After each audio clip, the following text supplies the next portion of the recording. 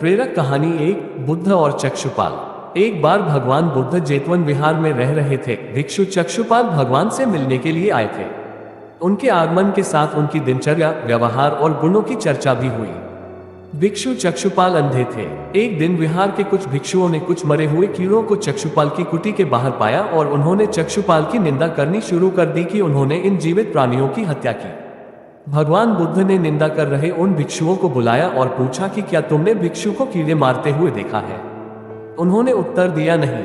इस पर भगवान बुद्ध ने उन साधकों से कहा कि जैसे तुमने उन्हें कीड़ों को मारते हुए नहीं देखा, वैसे ही चक्षुपाल ने भी उन्हें मरते हुए नहीं देखा और उन्होंने कीड़ों को जानबूझकर नहीं मारा है, इसलिए उनकी भर्त्सना करना उचित नहीं है। भिक्षुओं ने इसके बाद पूछा कि चक्षुपाल अंधे क्यों हैं? उन्होंने इस जन्म में अथवा पिछले जन्म में क्या पाप किए? भगवान बुद्ध ने चक्षुपाल के बारे में कहा कि वे पूर्व जन्म में एक चिकित्सक थे। एक अंधी स्त्री ने उनसे वादा किया था कि यदि वे उसकी आंखें ठीक कर देंगे तो वह और उसका परिवार उनके दास बन जाएंगे।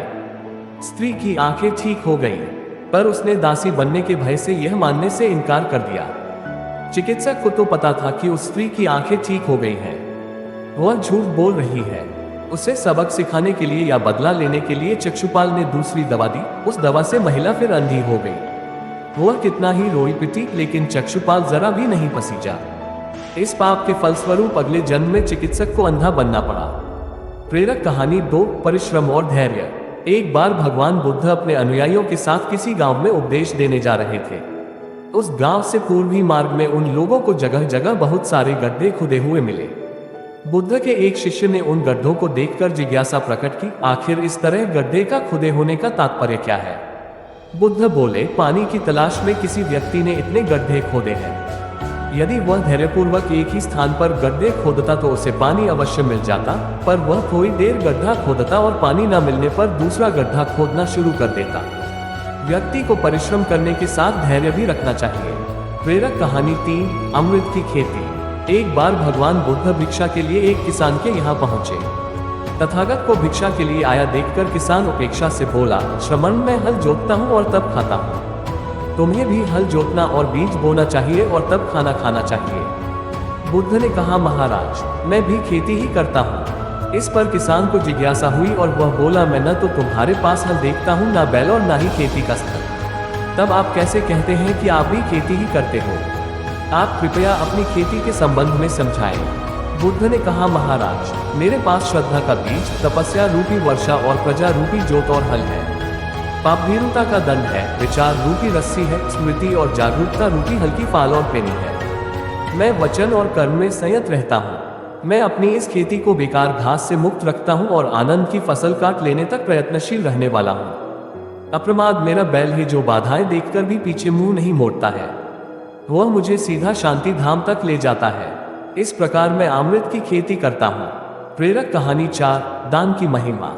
भगवान बुद्ध का जब पाटलिपुत्र में शुभागमन हुआ तो हर व्यक्ति अपनी अपनी सांप्रतिक स्थिति के अनुसार उन्हें उपहार देने की योजना बनाने लगा।